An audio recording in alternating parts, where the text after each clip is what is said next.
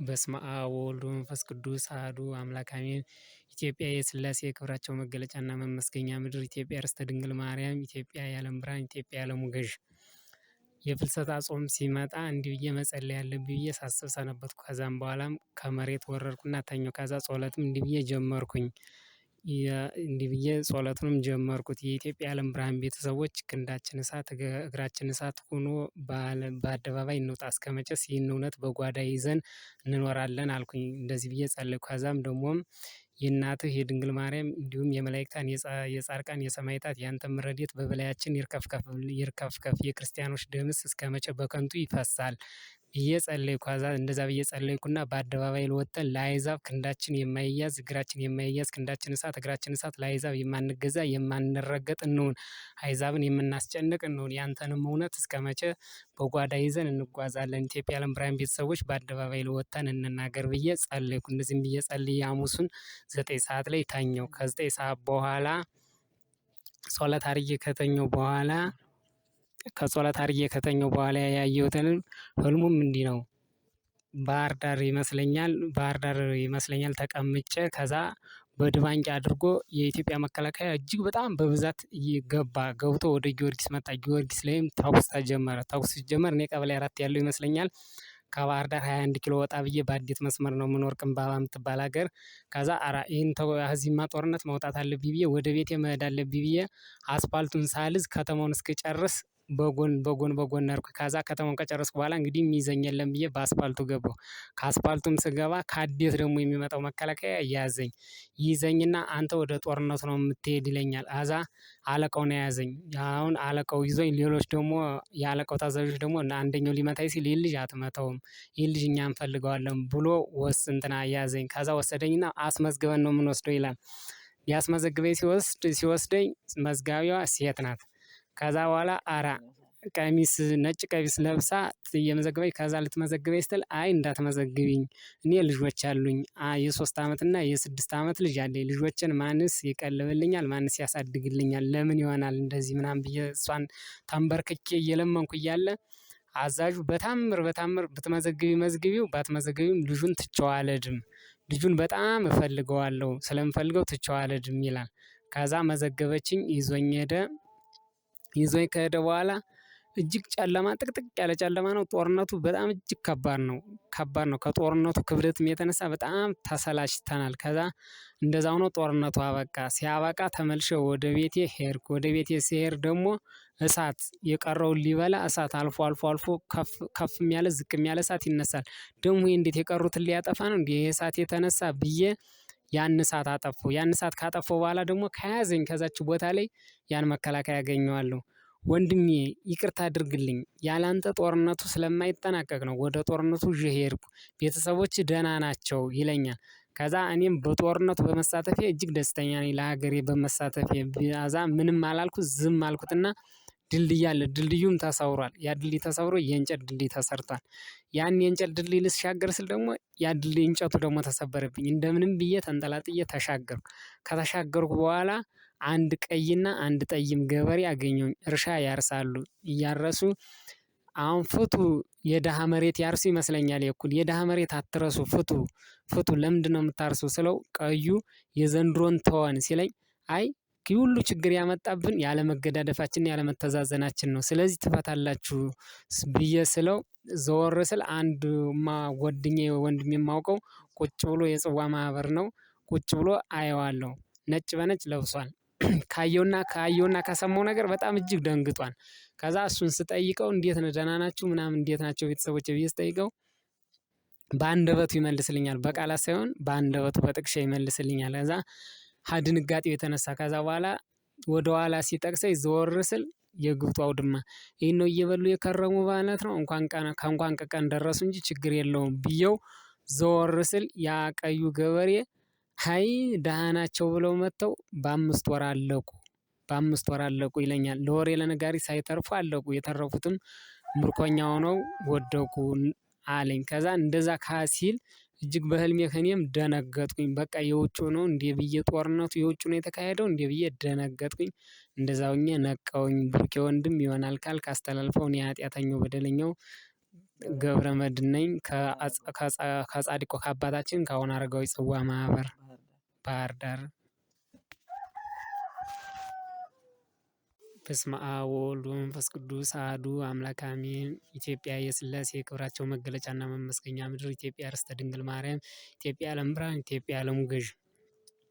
ይህን የምነግራችሁ ህልም በ2013 ጽዋ እንደጀመርኩ ነው። ከዛ እንዲህ ብዬ መጸለይ ጀመርኩ። እመቤቴ ይህ ነገር እውነት ነው አይደለም እያልኩ በተደጋጋሚ ጠየቅኩ። ስጠይቅም እንደዚህ አይነት መልስ መጣልኝ። ልጄ በርታ፣ ጠንክር፣ ያዝከው እውነት ነው። በኢትዮጵያ ንጉሱ ኢትዮጵያን ካልተረከበ ሰላም ይወርዳል፣ ሰላም ይመጣል ብለህ አትስብ። ኢትዮጵያ ሰላም የምትሆንና የምትረጋጋ ንጉሱ ሲረከቡ ብቻ ነው ብላ መልስ ሰጠችኝና የ2013 ያየሁት ህልም ነው። እግዚአብሔር ይስጥልኝ። የኢትዮጵያ የዓለም ብርሃን ቤተሰቦች ከትንሣኤው ዘመን ያድርሰን። ከጻድቁ ከአባታችን አቡነ አረጋዊ ጽዋ ማህበር ገብረመድህን ባህር ዳር። አሐዱ አምላክ አሜን። ኢትዮጵያ የሥላሴ ክብራቸው መገለጫና መመስገኛ ምድር፣ ኢትዮጵያ ርስተ ድንግል ማርያም፣ ኢትዮጵያ የዓለም ብርሃን፣ ኢትዮጵያ የዓለሙ ገዢ አሜን። ወንድሜ ብሩክ እንደምን አለህ? እኔ እንግዲህ ክፍለ ጻድቅ እባላለሁ። ከናዝሬት ቁጥር 2 ነው። አንዲት አነስ ያለች አጠር ያለች ህልም ነገር አይቼ ነበርና ምንድን ነው የሆነው? በ12 ለ13 አጥቢያ የቅዱስ ሚካኤል ዕለት የሆነ ህልም አየሁኝ እና ህልሙ ምንድን ነው? እሱ ሰፈር ላይ ነው፣ የተወለድኩበት ሰፈር ነው ያየሁት። እና ህልሙ ምንድን ነው? ከምስራቅ አቅጣጫ ነው ጉዞ አድርጋለሁኝ። ከምስራቅ አቅጣጫ ተነስቼ ጉዞ ማድርገው ወዴት ነው? እሱ ወደ ደቡብ ምዕራብ አቅጣጫ ነው እና ወንዝ ተሻግሬ ነው የሚሄደው። ይህን ወንዝ ተሻግሬ ሲሄድ ምንድን ነው የሚሄድበት ሁኔታ? የሆነች ይሄ እንደ የበረዶ መንሸራተቻ 4 እግር ያላት አይነት ነገር ነች። በእሷ ነው የሚሄደው እና በጣም በፍጥነት ነው የምጓዘው። ስጓዝ ምንድን ነው እሱ የማየው? ሰዎችን እንትን እያልኩ ነው የሚሄደው። ከፊት የሚመጡ ሰዎች በተቃራኒ አቅጣጫ የሚመጡ ሰዎች የሚተናኮሉ አይነት ሰዎች ናቸው እና እነሱን እየሸወድኩኝ ነው በአየር ላይ እንትን እያልኩ የሚሄድ በዛች በመንሸራተቻ ነገር ማለት ነው።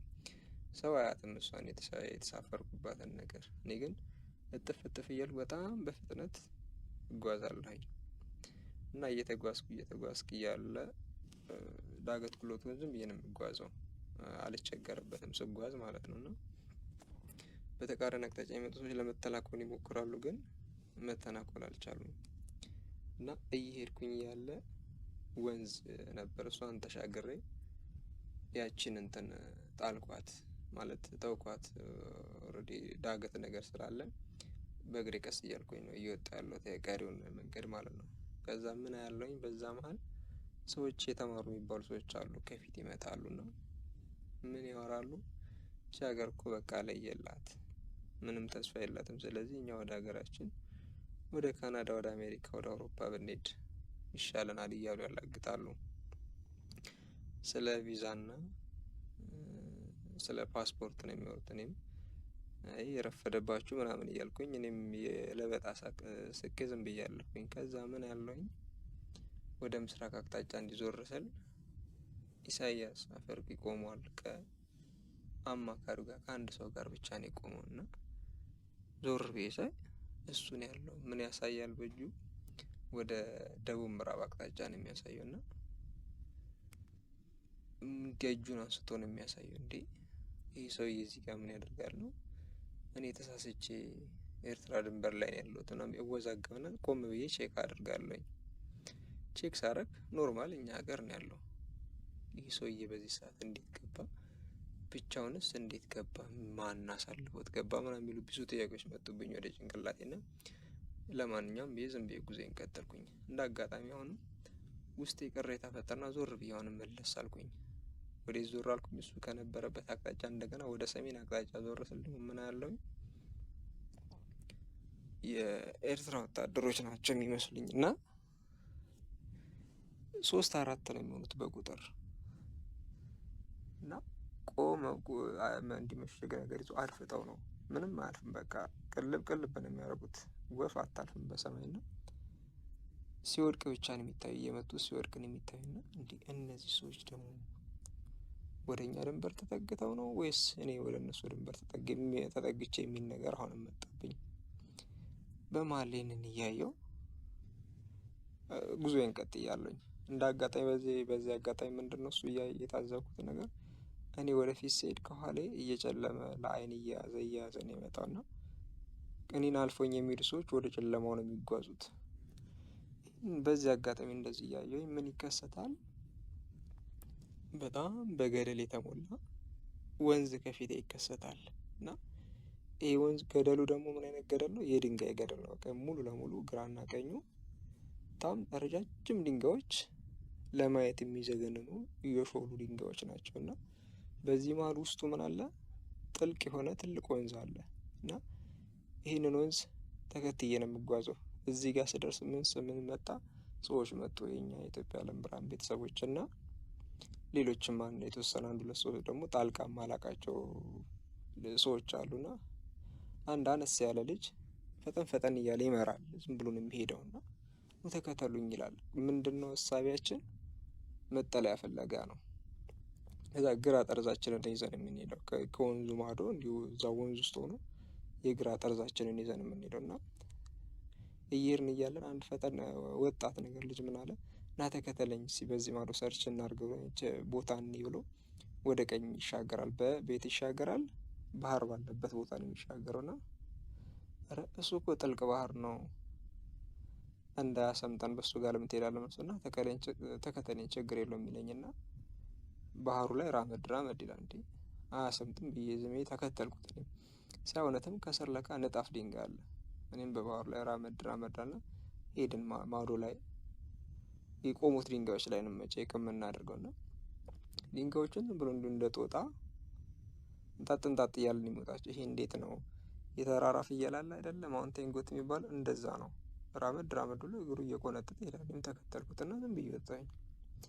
ስናይ ልጁ ተመቸው፣ ለልጁ ማረፊያ የሚሆን። እኔ ግን ምን አሰብኩኝ? ብዙ ቤተሰብ ስላለ ተከትሎ የሚመጣ የኛ ቤተሰቦች ብዙ ናቸው፣ የኢትዮጵያ ዓለም ብርሃን ቤተሰቦች እና ለእነሱ አይበቃም ብዬ ተመልሼ በዛው በባህሩ ላይ ራመድ ብዬ ወደ ማዶ ሄድኩኝ። በዛኛው ጠርዝ ላይ እኔም ልክ እንደሱ ራመድ ብዬ ዝም በድንጋዩ ላይ ወጣሁኝና ሳይ ምን መጣ? የኛ ልጆች በርከት እያሉ መጡ በቁጥር። ከዛ አንዲት እህቴም መጣች፣ የዛው የኛው ቤተሰብ ማለት ነው። ከዛ ስሜን ጠራችና ለምን እዚህ ድንጋዮች ውስጥ ቼክ እናድርግ እስኪ ምናልባት ምልክት ሊኖራቸው ይችላል ምናምን ብላ ቼክ አደረገች እና ምን አየን? እቺ ልክ በጀሪካን ክዳን ልክ የተቀደደች የተቦረቦረች ቦታ አለች እና በሷ ጮልቀን ስናይ ምን እናያለን?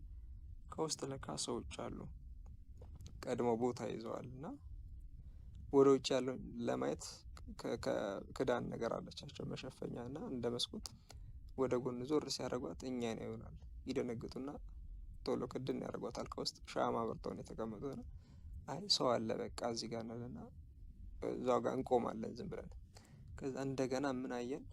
ትንሽ እልፍ ብለን ደግሞ ሌላ ምልክት ነገር አላት እንደ መስኮት ቅርጽ የተሰራባት እና እስኪ እሷን ነገር ክፈቻት ምናምን ብዬ ስሟን ጠራውን አስጠይቃት።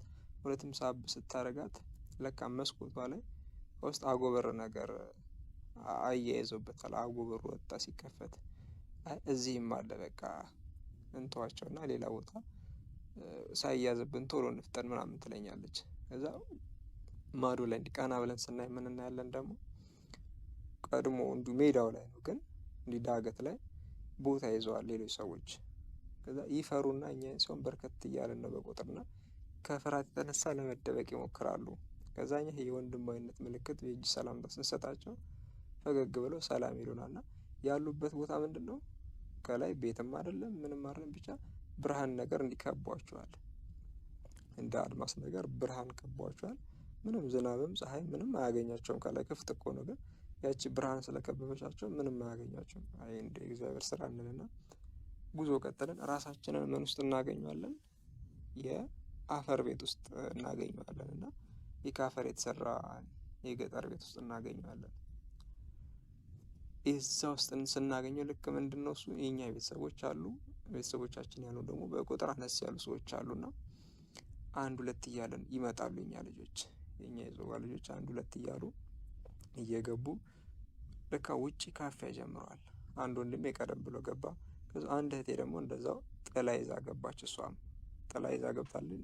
ካፌው አልነካትም፣ ግን ምን እንትን ብሏል፣ የመሬቱ የዝናቡ ጭቃ እግሯን ትንሽ ያዝ አድርጎታልና እግሯን አራገፈችና ጫማዋን ዝም ብላ ገባች፣ ጥላዋን አጠፋ አድርጋ። እሷን ተከትሎ ደግሞ አንድ ከውጭ አብሮ አደግ የኔ አብሮ አደግ ልጅ አለና እሷን ተከትሎ ነው የገባው። ገባና ጥግ ላይ ቆመ ለብቻ፣ እሱ ብቻ ነው እዛ ውስጥ ቤተሰብ ያልሆነ፣ ሌሎቹ ቤተሰብ ናቸው። ነጠላ ሁሉም ነጠላ ለብሰው ጥግ ጥግ ይዘው በጉጉት ነው የሚጠብቁት። ግማሹ አረፍ ብሏል የደከመው፣ ግማሹ ቆሟልና ያ ልጅ ለብቻ ፈንጠር ይለና ስሜን ጠርቶ እንዴት ነህ ምናምን ይለኛል። እግዚአብሔር ይመስገን እለዋለሁ። ከዛ እንዴት ማነገረው ቤተሰብ አይደል ይሄ ሰውዬ፣ እንዴት ይሄ ልጅ እዚህ ሊመጣ ቻለ የሚለው ውዝ ጥያቄ ተፈጠረብኝና ምን ያደርጋል ትንሽ ካፌ ያነክቶታል እሱ እና ግን በጣም ነው የሚንቀጠቀጠው። በቃ በረዶው እንደመታው ሰው አፉን መናገር አይችልም። ኮልተፍተፍ እያለ ነው የሚሆነው፣ በጣም በቃ የተንቀጠቀጠ ማለት ነው። ከዛ ምን ይላል ነጠላ ለመልበስ እያወጣ እንደ አጋጣሚ ነጠላው ጥለቱ ሰፊ አረንጓዴ ቢጫ ቀይ ነው። ከፔስታል ውስጥ እያወጣ ለመልበስ ይታገላልና ይሄን ሳይ በጣም ደስ አለኝ። እንደ እግዚአብሔር ስራ፣ እንደው እግዚአብሔር እንኳን ይሄንን እንትን አደረገ ምናምን እላለሁኝ በውስጤ፣ ጥለቱን እያየው ማለት ነው። አረንጓዴ ቢጫ ቀይ ነውና አይመጡም እንዴ አባ ይላል።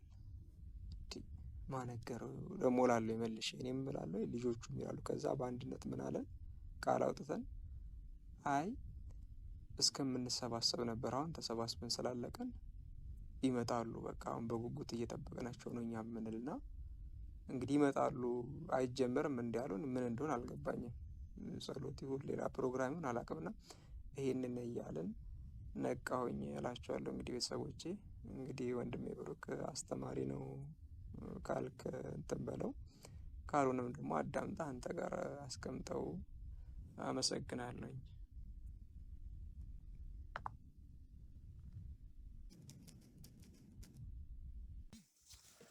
በስመ አብ ወወልድ ወመንፈስ ቅዱስ አሐዱ አምላክ አሜን።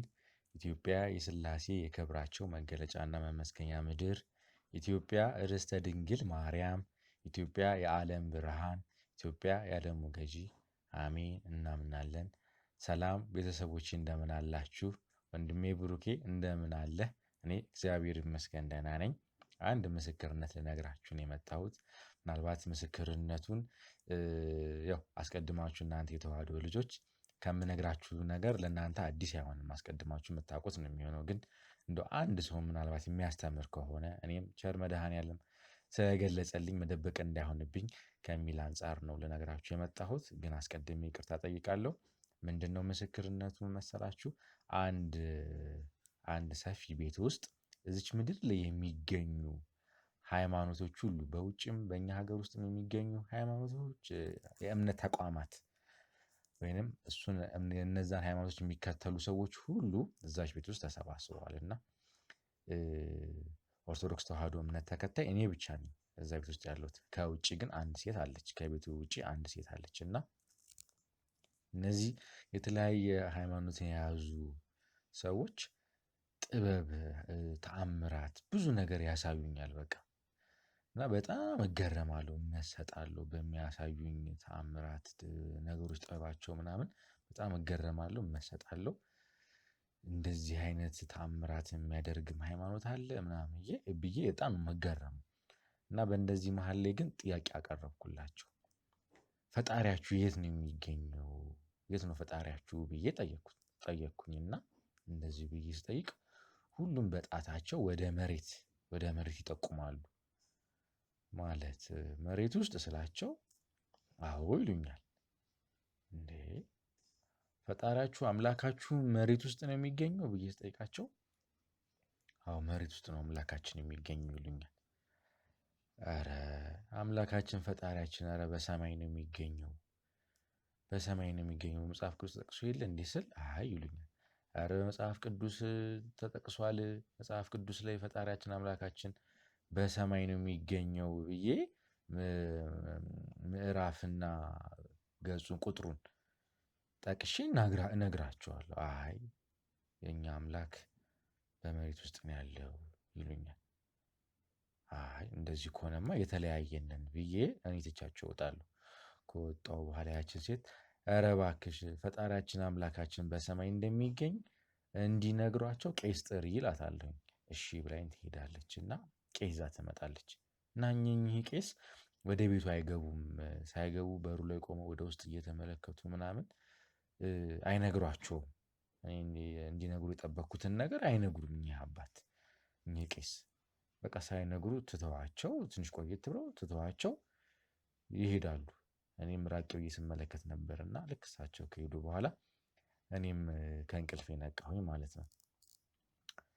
እና ወንድሞቼ፣ እህቶቼ፣ እናት አባቶቼ፣ ቤተሰቦቼ እንግዲህ አሁን እንደምትረዱት የነሱ እንግዲህ አምላካችን ነው የሚሉት እንግዲህ አምላካቸው ማን እንደሆነ ተረድታችኋል ብዬ አስባለሁና እንግዲህ ምናልባት የሚያስተምር ከሆነ ብዬ ነው እቺን ምስክርነት ለመናገር የመጣሁት።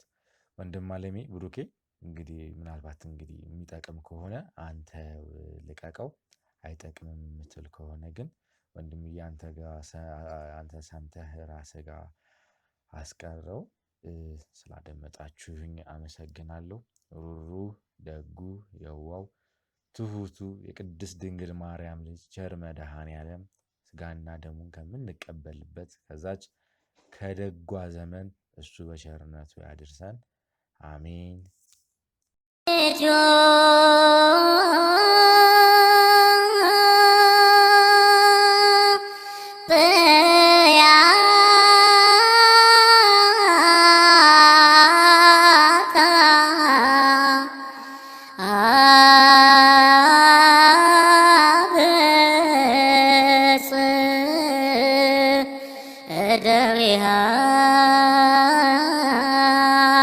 እግዚአብሔር ነገሥተ ምድር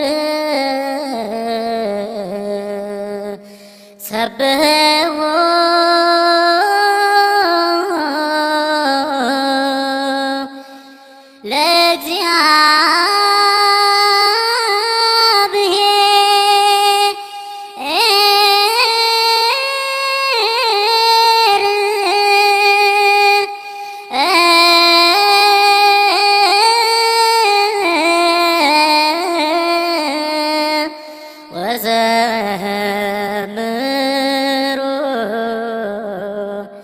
ለአምላክ